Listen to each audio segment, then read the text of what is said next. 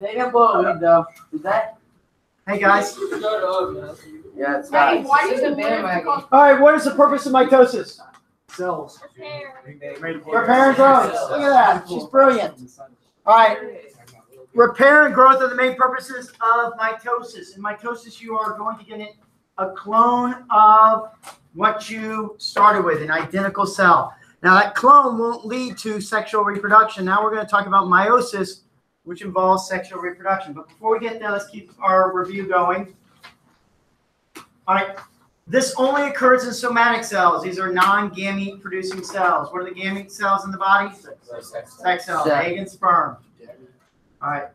Cell cycle, you've got your different phases. Interphase is the largest portion of it. You got G1, S, and G2. And there are various things that you guys already know that happen in each of these phases. Does anyone need me to go over this at all? No, sir. Good with this. Excellent. Go over mitosis real quick. Again, mitosis is the separation of the nucleus. And then cytokinesis is the separation of the cytoplasm, which oftentimes accompanies mitosis. In this review, I want to point out this is a decent review of the different steps. Notice here the term that in G2, the chromosome is not yet coiled, even though it's pictured as coiled. It's still a loose chromatin. It doesn't actually coil until you get into prophase. All right, so I'm going to pause for a second. Any questions on mitosis' steps? You guys could write an essay associated with the cell cycle and the steps in G1, S, G2, and then the mitotic steps. Probably not. Yes, good. Is interphase not considered part of the mitosis because it's not the splitting? That's correct. Mitosis itself is the splitting of the nucleus. Even cytokinesis is not officially considered part of mitosis. And then interphase is not part of that either. Now, when you talk about the cell cycle, that includes interphase, mitosis, and cytokinesis. Oftentimes people will get lazy in their terminology, and then they'll talk about cell division and mitosis as being the same thing. So that does happen where people will use mitosis to mean cell division. But if you're getting a question specific about mitosis, it's just the division of the nucleus. Okay, other questions? Okay. And you remember the cell cycle regulation. Any questions here? What's the term for killing off the cell? Apoptosis. So if the cell does not go, or if it goes through the G1 checkpoint, but then can't go through the G2 or the M checkpoint, the cell is killed, and that is called apoptosis. We knew that. Yes, you should know that. For what reason can I not go through it? All right, so it's unable to go through the G2 checkpoint because when you copied your DNA, you messed up somewhere, and the DNA is not the right. So let's check it before we go through and split. Then we'll go ahead and just kill the cell at that point. Now, you guys, when you're killing cells, you just send it to G0? Why? Because you've already copied your DNA. You've already copied. You can't enter G0 if you've already copied DNA. And then it would have like a mutation or something. Exactly. And so we don't want to. You want to get rid of those cells. And remember, you're a multicellular organism. Trillions of cells make you up. If you kill one or two cells because they're, is that going to bother anything? Sounds almost like that. Never mind. Why would you start that sentence if you're just going to say never mind? Because I thought about it. And I'm like, Finish it. not going to No, I finish hear it. it. Okay. Let's go on. Jack boy. We are now dealing with meiosis. All right, so vocabulary is going to play a part here. You should know what homologous pairs imply. When someone talks about homologous pairs, they are talking about in a sexually reproducing organism, that sexually reproducing organism gets one chromosome from mom, one chromosome from dad. They get multiple chromosomes, but let's go with the idea the chromosomes are based upon length. So chromosome 1 from mom, chromosome 1 from dad, they're the same. They're known as homologous pairs. They don't have the same alleles on the chromosomes, but one's from mom, one's from dad.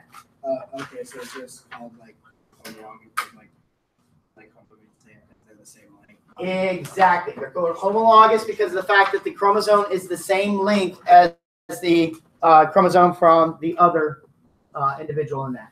All right. Now, homologous pairs can also refer to after the chromosomes have been copied and sister chromatid are there. So we can talk about homologous pairs both as with the presence of the sister chromatid or in the absence of the sister chromatid. The homologous pair is the idea one from dad, one from mom. The paternal from dad, the maternal from mom. Well, did I answer your question? Yeah, okay. And so even after they've made their copy and have their sister chromatids, they can still be called homologous pairs. All right, so we're looking at a karyotype right now of a human.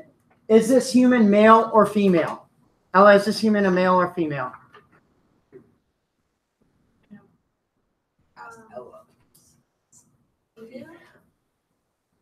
Owen, is this male or female? Male. How do you know?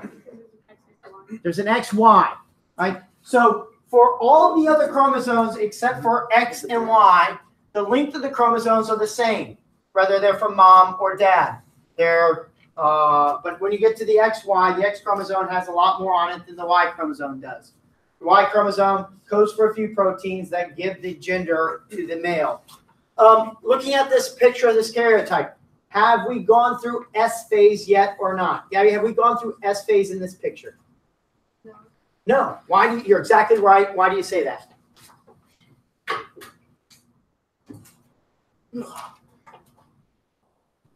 Are we showing homologous pairs? And if we're looking at one here, is this a homologous pair? One from mom, one from dad? Yes.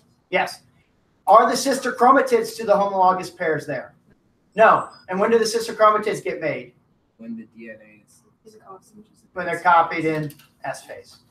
So you guys all get this idea. There are 46 chromosomes presented here. This has not yet been copied in S phase. And then they're matched by homologous pairs. The matching of homologous pairs is based upon the length of the chromosome. You'll notice that the length of the chromosome decreases as you go up in number. The largest chromosome is given chromosome number 1. The smallest chromosome in this case given chromosome number 22. Are the sister chromatids just the duplicated, like, regular? Yes, the sister chromatids are when the chromosome actually makes its copy in S phase, and it's supposed to be identical copies. That's correct. Whereas in this image here, again, looking at chromosome 1 and I've got one from mom, one from dad. These do not have to be identical copies. They're identical lengths. Okay. What you got? So what phase would this be in? Would it be in like G0 or G1? Oh, I don't know that answer. I know we haven't gone through S, so we're in either G0 or 1. What the cell type this was taken from is probably a scrape of a skin cell is my guess. You can get them from your cheek pretty easily to do something like this. If this was past the S phase, that would mean that there would be 4 chromosomes at 1, right? Yes, you would see chromosome from mom in its copy, chromosome from dad in its copy, and it would show up as something known as a tetrad. Okay. Do you have like one of the disorders where it's like XYY or like XXX, but it's not one of the syndromes? It just gives you an extra chromosome. Does that affect you at all? So if you're a XYY, a super male, or if you're a triple X, a super female, you generally present common to the rest of the population. So it doesn't seem to have anything. People say XYYs they might be more aggressive than the general population. And a triple X, I don't know if there's a particular characteristics about someone who's a triple X. If you are an XXY, that is one of the syndromes, and we'll talk about the syndromes next chapter, or not next chapter, next presentation. Okay, we need to know the idea of diploid and haploid. And mitosis begins with one diploid cell, and you end up with 2 diploid cells. To be diploid means you have a chromosome from mom and a chromosome from dad. You have 2 chromosomes that are identical in length from different sources. Diploid, 2 chromosomes identical in length from different sources. We have 23 chromosomes. We have 23. We have 23 from mom, 23 from dad in all our cells except for our egg and sperm, depending if you're male or female. So does that mean we have like 20? So does that mean we have 23 sets of diploids? We have the cell itself is called diploid when it has a cell, a copy of a chromosome from mom and dad in the same cell. Okay. All right. So how do you make a male who has diploid at 46 chromosomes and a female diploid at 46 chromosomes? How do they produce a child who has 46 chromosomes? They each give 23. So they each only give 23. If you only have a copy, a cell that has only dad in it, or a cell that has only mom in it, and there's, in this case for humans, there's 23, that cell is going to be known as haploid. So diploid if they got copies from mom and dad, haploid in the other case. So how do you do that? Is you go through meiosis, and you create these haploid cells. Now, there is, next to haploid there's the letter N. N refers to the number of unique chromosomes. Unique in terms of length. Okay, so number of uniquely linked chromosomes. I should say it that way. Uniquely linked chromosomes. So in humans, what is the N value for humans? Alex, what's the N value for humans?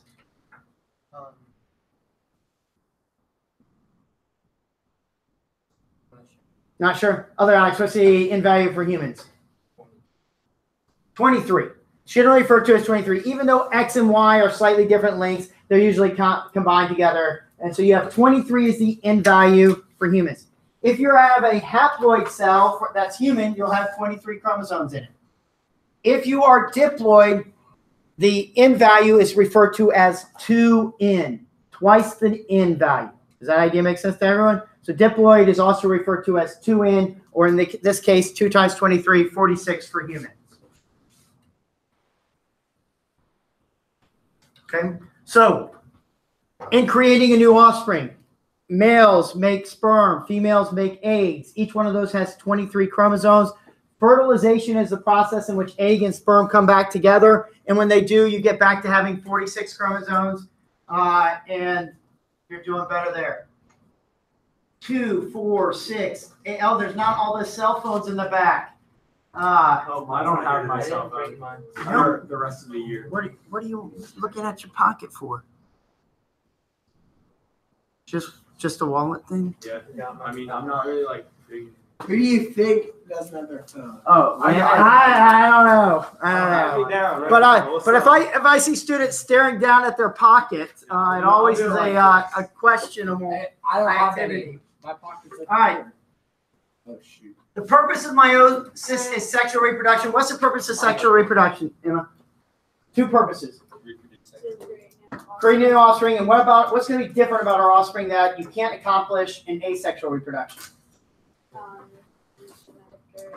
They're going to be genetic variation. So sexual reproduction, A, creating offspring, but B, the biggest thing is you're going to get variation in the population.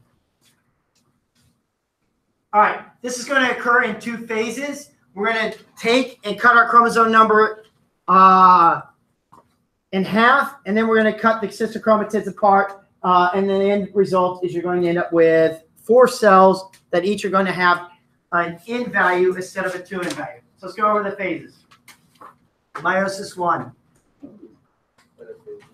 Now, this is shown, this is interphase 1, and in interphase, you go through the cell cycle, you've gone through the S phase, you made copies. Now, this is shown as a condensed version, but the reality is the chromatin at this point has not yet condensed. When will it condense?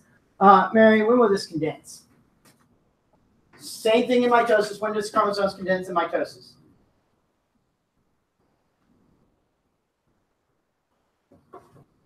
Landon, when do chromosomes condense in mitosis? Phase 1. When do chromosomes condense in mitosis? What? In prophase. Remember, the first thing that happens in prophase, the characteristic aspect of prophase is the condensation of the chromosomes. So even though they're pictured here condensed, it's just easier to picture them that way. But they won't actually condense until prophase. All right. Prophase 1 is the most complicated aspect about meiosis. There's a lot of things that are going to go on in prophase 1. Prophase 1 is going to give us some genetic variation into the gametes that get produced. So what is going to happen in prophase 1? The first thing that happens is the chromosomes condense. After the chromosomes condense, homologous pairs are going to come together. So mom and dad's chromosomes with their sister chromatid are all going to come together, and you're going to form what is known as a tetrad. A tetrad is when all 4 are together. So you got mom's chromosome that you inherited and its copy, dad's chromosome that you inherited and its copy, all 4 together come and make a tetrad. During this process, an event called crossing over is going to occur. So is the middle thing the tetrad? The middle thing is the tetrad. That's correct. And when they come together, they form the area where they come together is known as a synapse. Just kind of similar to a nerve impulse when it's transferring. There's a synapse there. This is called a synapse as well. And so what happens in this case is you get something known as a crossing over event. It is important to understand that the end result of a crossing over is you got genetic variation that has now been introduced to the environment. Before crossing over, you had copy of dad, 2 copies of dad, 2 copies of mom. They were identical copies. After crossing over, what's going to happen is one of your copies of dad is going to stay unchanged. The other copy of dad is going to now have an aspect of mom, a portion of it. And the same thing with mom's copies. A portion of mom's copy is now going to have some of dad genes on it instead. So what you end up with is at the end, you're going to have 4 different chromosomes. Even though that they came together as similar, they're going to leave as 4 different chromosomes. What I mean by difference is the alleles, the versions of the gene are going to be different on all 4 chromosomes now instead of the same. Okay, so I'll show this in a animation here, and maybe that will help as well. Oh my gosh. I'm not yelling. I'm just tired. I said with an animation. It appears as though there is no sound, so you're going to have to read. I cannot do that. Maybe try the audio button. Oh, the tetrad. Oh my gosh. That was a good idea. Very good idea. All right, we'll start that over. Good job, buddy. I know. When crossing over, it does not. Crossing over during meiosis allows recombination of genes between homologous chromosomes. This alters the linkage between genes on the same chromosome. Crossing over occurs frequently during prophase 1 of meiosis, when homologous chromosomes associate with each other in a structure called a tetrad. First, consider the possible inheritance of alleles for 2 genes on a particular chromosome when crossing over does not occur. Recall that one member of each pair of homologous chromosomes came from one parent. The other member came from the other parent. In this example, one parental chromosome had alleles capital A and capital B, while the other had alleles lowercase a and lowercase b. Without crossing over, each haploid cell produced will inherit a chromosome with the same combination of alleles as was on one of the parental chromosomes. Thus, the arrangement of linked genes is not altered in this case. Now, consider the case where there is crossing over in the region between the 2 genes. Since the crossing over is only between 2 individual chromatids, the possible haploid cells after meiosis have 4 different genetic combinations. 2 will come from the chromatids that did not participate in crossing over and thus will still have the parental combination of alleles, either capital A and capital B, or lowercase a and lowercase b. The other 2 will be recombinant with either capital A and lowercase b, or lowercase a and capital B alleles. Thus, crossing over allows for the reassortment of linked genes. All right, did you guys get the idea of what happens at crossing over? Yeah. Well, Is meiosis happening before so meiosis is the formation of the gamete. So we're going to form a sperm. We're going to form an egg.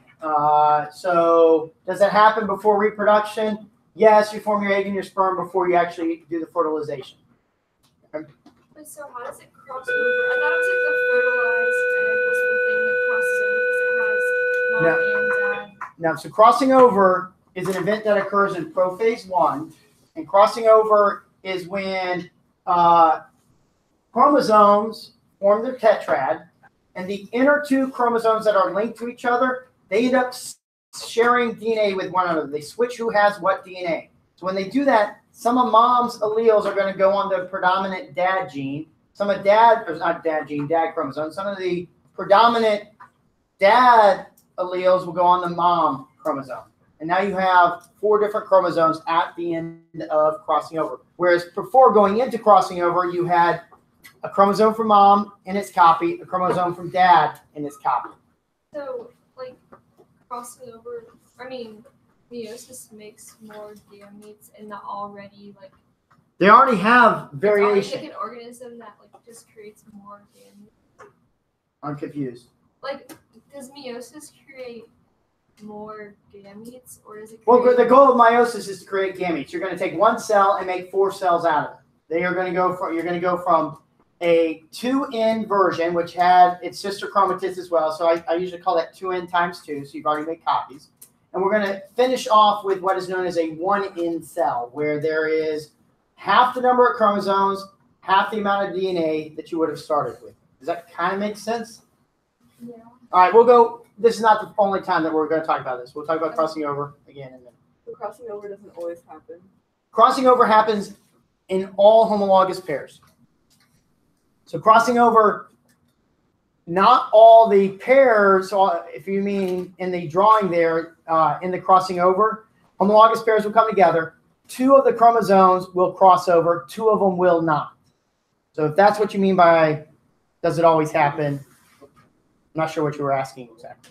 Okay, I thought it said like sometimes it doesn't happen because it showed like 2 versions and then one of them. So the over. first one was, let's imagine if crossing over didn't happen, this is what the end result would be. And that doesn't happen. The second one in this presentation was what actually does happen where crossing over does occur. In any given chromosome, let's take human chromosomes, you might have 3 to 6 crossing over events within the chromosome. So it's not just they're showing you here as on a single event, but oftentimes it's more than just a single time that things will cross over.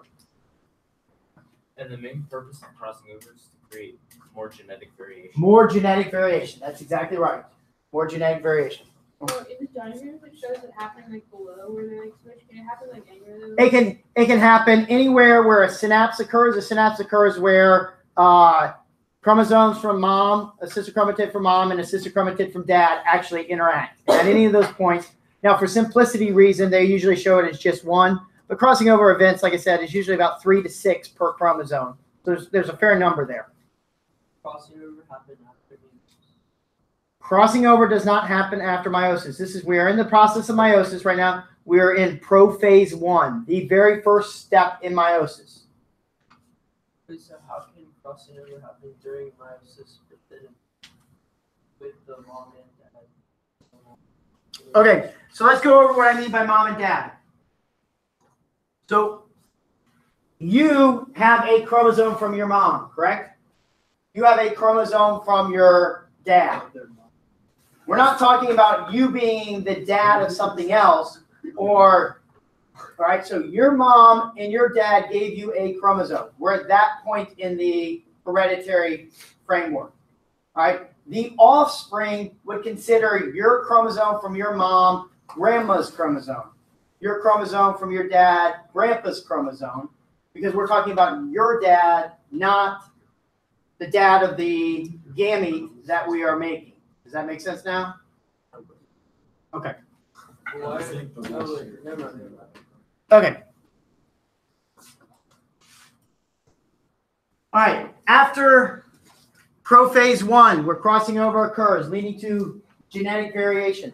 The next major point of genetic variation is something that happens in metaphase 1. Just like in mitosis, you had stages. The second or third, depending on whether you had a metaphase separation, was something known as metaphase. What happens at metaphase? John, what happens at metaphase? All of the chromosomes are lined up in the middle. All the chromosomes are lined up in the middle. Same thing happens in metaphase 1. In this case, all the tetrads line up in the middle. So you got all the tetrads in the middle in metaphase 1. Oh, and you had your hand up for a second? Is there like still like a possibility for metaphase? They don't divide it up into prometaphase, but the stages are basically the same idea. All right, you still have to have your spindle fibers come and join to the tetrads in this case, and the tetrads have to be moved to, but they just don't separate it out into the prometaphase. Okay, so at metaphase 1 is where the next variation occurs. This variation is called independent assortment. And depending on how many chromosomes there are, shows you the idea of independent assortment. You get a greater value based upon the number of chromosomes. Here we're showing the different possibilities that 2 chromosomes lining up may occur. So, two homologous pairs. I got my first homologous pair here on top and my shorter homologous pair on bottom. They can line up where the donation from my mom is on the same side and the donation from my dad is on the same side.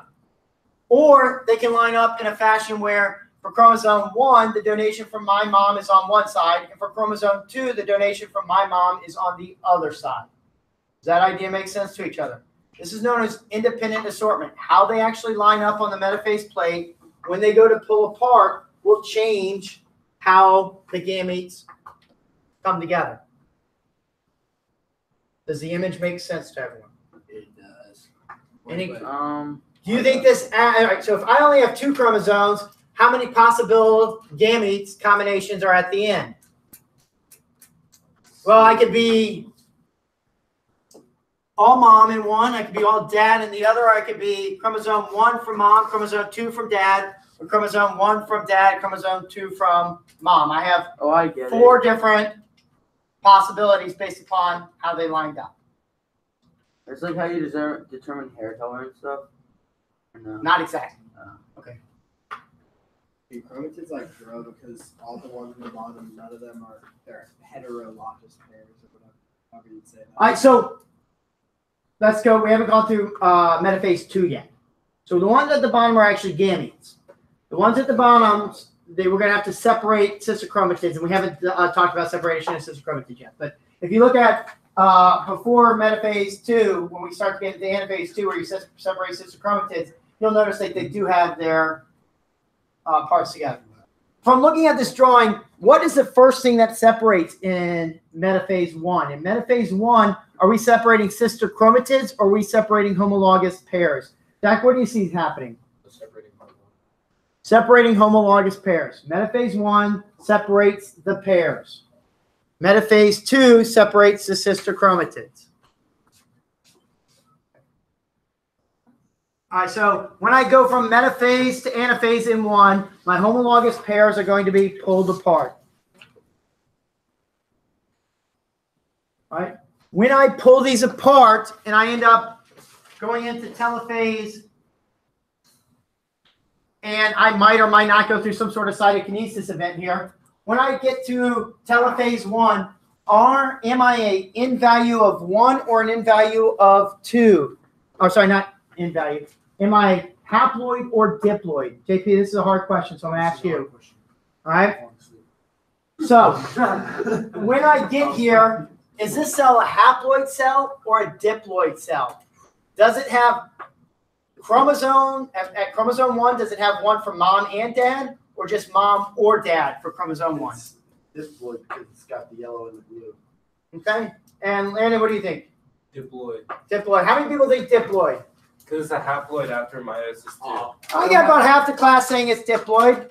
How many people think it's haploid? I got about half the class. Actually, I don't know because there's like the two. All right, actually, the truth is I got about 3 or 4 people saying haploid, and then I guess there's 5 or 6 who have no idea.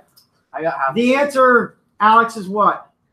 It is haploid. Yeah, that's why I voted so close. I just said haploid. Okay. Use your hand like you're happy. So these cells are called haploid cells at the end of meiosis 1. Or sorry, at the end of meiosis 1. So I've gone through prophase, metaphase, anaphase, telophase. At the end of meiosis 1, I am haploid. And the reason I'm haploid is I got a copy. Let's look at chromosome 1 here. So the longer chromosome, I have only a version from mom. I don't have mom and dad's version in this cell any longer. I only have at chromosome 1 a version from mom. I might at chromosome 2 have a version from dad, but I don't have mom and dad at the same chromosome in the same cell. Did that make sense, JP? So a diploid, using that picture, a diploid would have been one of the sides of the X would be yellow and the other side would be blue. That would be a diploid. No. No. A diploid would have 4 of them, unless I mean, at this point they would have 4 before my homologous pair separated. The way you view this is a chromatid and its copy. A chromatid and its copy. So I would have a chromosome from mom and a chromosome from dad and its copies if I'm diploid at this stage. If I'm diploid before I actually made my gone through the S phase of interphase, what I would have is a chromosome from mom and a chromosome from dad with the same length. Here, I only have one or the other. This cell, let's make blue mom. This cell with the blue one, for the longer one, is got a chromosome from mom. This one with the yellow one has got a chromosome from dad, but I don't have both in the same cell. Did that idea make sense? Right, Lanny? I thought it was a diploid after meiosis 1 and a haploid after meiosis 2. It is a haploid after meiosis 1. It is a haploid after meiosis 2. What is the difference is after meiosis 1, it's a haploid with its sister chromatid. After meiosis 2, it is a haploid without its sister chromatid. So we separated, as Jack pointed out, homologous pairs. To separate homologous pairs means you separated mom from dad. Once you separate mom from dad, you are now haploid. And then now we're going to separate our copies of mom and dad from each other, and then we're still going to remain haploid. The way I like to refer to this is after the S phase of a somatic cell or gametic cells, I've gone through and copied, I was 2n times 2. What that means is I had 2n times 2 implies that I have a copy from mom, another one from dad, and I have their sister chromatids. Everyone get that idea? Yeah. After meiosis 1, I'm n times 2, meaning I'm mom or dad with their sister chromatids. After meiosis 2, I'm just in mom or dad. Just like you say right here.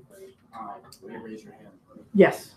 So I thought that haploid meant that you had like 23, and then diploid was like 46. No.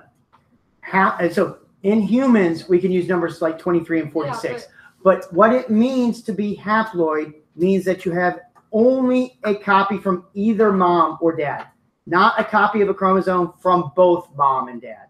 But even though you switch like the alleles, it's still just a mom. It's still considered, because the crossing over event, even though you had a little bit of mom show up on dad's chromosome, a little bit of dad show up, it's still considered predominantly mom's chromosome. So you're exactly right. So crossing over is ignored in that diploid haploid conversation.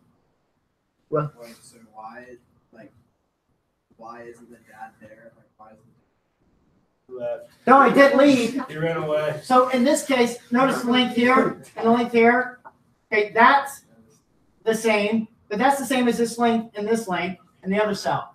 So this cell got, for this chromosome, mom. This cell for that chromosome got dad. Mom and dad have split from each other for that single chromosome. So top cell doesn't have, the dad is gone and the bottom cell of mom.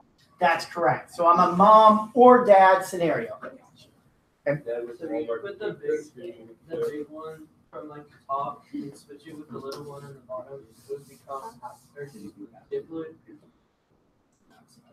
Oh yeah, but then you wouldn't have the genes from the smaller chromosome if that's the case. So you wouldn't have the genes from the larger chromosome. So every cell must have genes from all chromosomes. All 23 must be represented for humans in the gametes. If you don't have all 23 chromosomes in the gametes, then you're going to die via apoptosis. There's 2 chromosomes. In this case, we're showing a cell that has 2 different chromosomal lengths, a long length and a short length. At the end here, we still have 2 different chromosomal lengths, a long one and a short one. Even though they don't have as many versions of them, they still have a long and short version. When we get to meiosis, so this is into meiosis 1. Meiosis 2 is identical to, or this is a picture, I guess, of meiosis 1. So interphase, and then we go through meiosis 1. Meiosis 2 is identical to mitosis in its pattern, but you're not going to go through interphase. And if I don't go through interphase, Emma, what happens? Then the DNA replication will not occur. So no DNA replication at this point. So if I don't go through interphase, I don't get DNA replication. Okay. Prophase 1 and prophase 2 are different. Prophase 2, there is no crossing over in prophase 2. All I'm doing in prophase 2 is the same steps of mitosis. I'm going to have my spindle fibers join to the centromeres.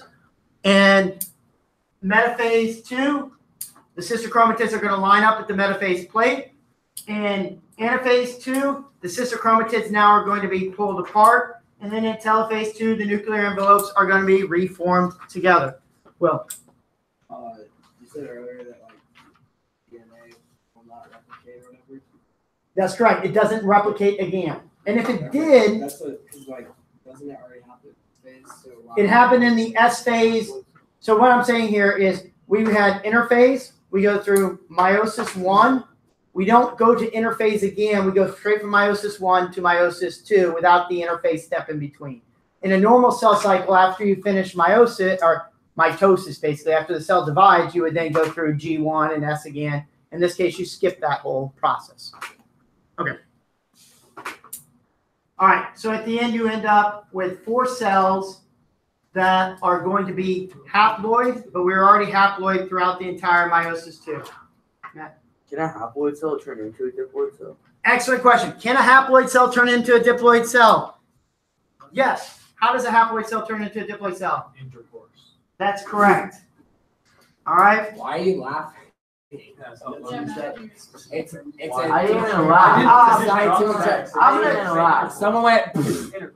I'm going to skip the meiosis square dance. I'll show this song later when we show y'all songs next class. But Hey, yo. all right, big picture. Meiosis takes 1 diploid cell as a value of 2n, right, and it's going to create it to 4 haploid cells, each with a value of n. We call these haploid cells egg and sperm. This is going to give you diversity. Where did the diversity come from? You got 2 spots in meiosis. Bell, where is one of the aspects of genetic variation that occurred in meiosis? We had it in 2 locations. You can pick either or. John, what's the first one?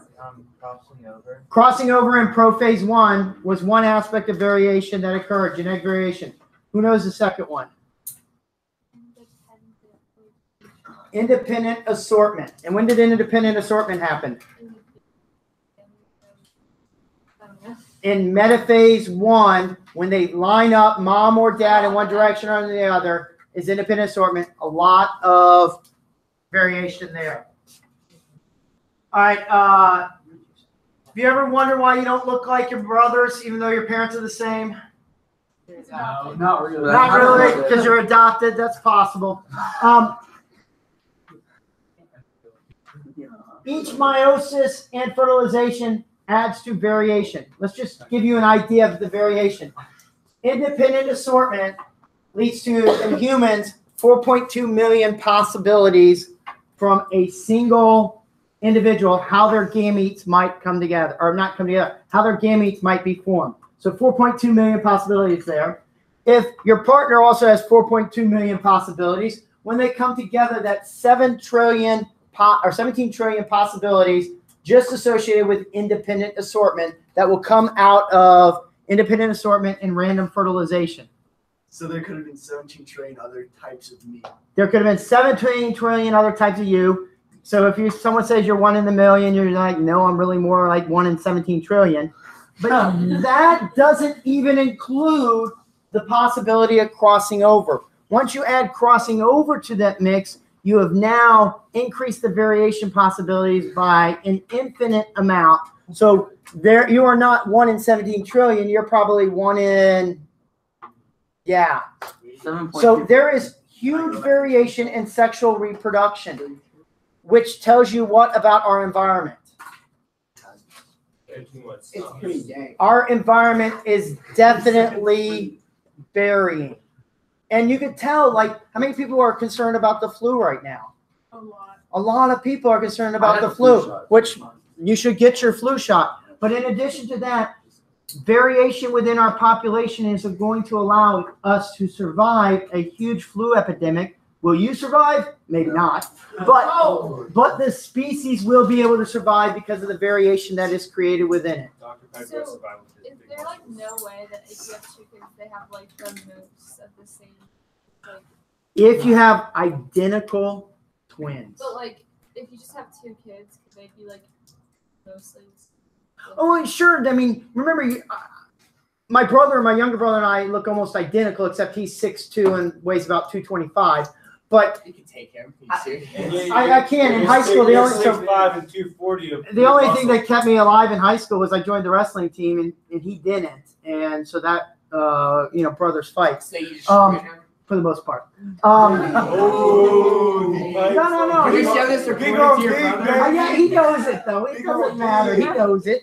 Who would want that? I don't know the answer. We're both exactly. We both look like Coach O'Hare now. Coach O'Hare is Coach O'Hare. So, is there any possibility that you're going to look at? You still come from the same 2 parents. So yes, you're going to have characteristics that are the same. Are you going to be identical? No. Yes. Even if you're an identical twin, you're not going to be identical after years of having different environmental pressures because of something known as epigenetics, and that's probably beyond the scope of today's class. Okay.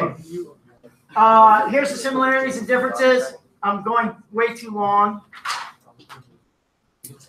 We will when we finish the presentation. We got 2 slides maybe. All right. Yeah. Any questions on similarities, differences between meiosis and mitosis?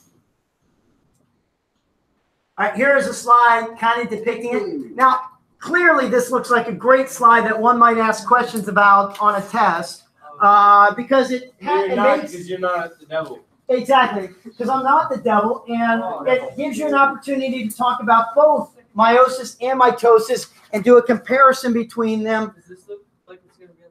I don't know, but this is one of those slides that one might pay a lot of attention to. So it's going to be on the content quiz on Wednesday? I don't know. I haven't made it yet. Wait, is this presentation Don't give all right, let's answer these questions. Which process creates 2 daughter cells? Mitosis or meiosis? Put a 1 or a 2 up. You got to answer something. I see those with confidence raising. Am I going to create only 2 daughter cells? Which one is it? Mitosis or meiosis? All right, I see all but a few 1s. Those I see 5. All right, 1 is the correct answer. This is a mitosis event. I switched up the last.